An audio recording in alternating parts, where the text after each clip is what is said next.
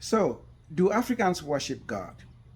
Now, the conclusion of these first early European adventurers or missionaries to Africa was that Africans do not worship God.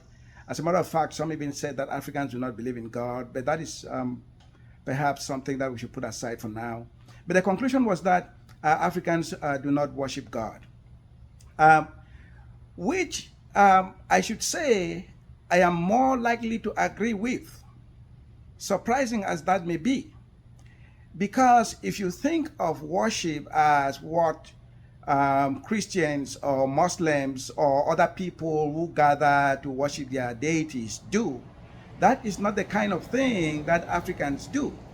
As a matter of fact, it is in many African indigenous societies, people gather from time to time to offer sacrifices to different deities. They gather from time to time to perform specific rituals around certain spiritual forces. But they hardly gather to sing praises to these deities. They hardly gather to bow down to these deities. They hardly gather to do the kind of things that we ordinarily find in churches or in mosques. So, do Africans worship God? Now, the idea is that the idea of God is very prevalent in many African society, but the relationship to this God or these gods is often not a relationship of worship. It is a relationship of acknowledgement. And from time to time, prayers are offered. But praying to a God is not necessarily a worshipful event.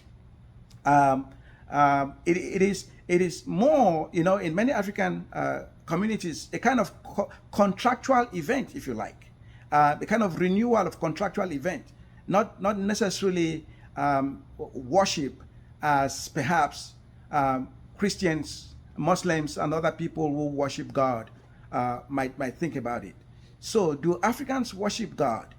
I have doubts about that. I have doubts that Africans worship God. Now, is it a good thing that Africans don't worship God?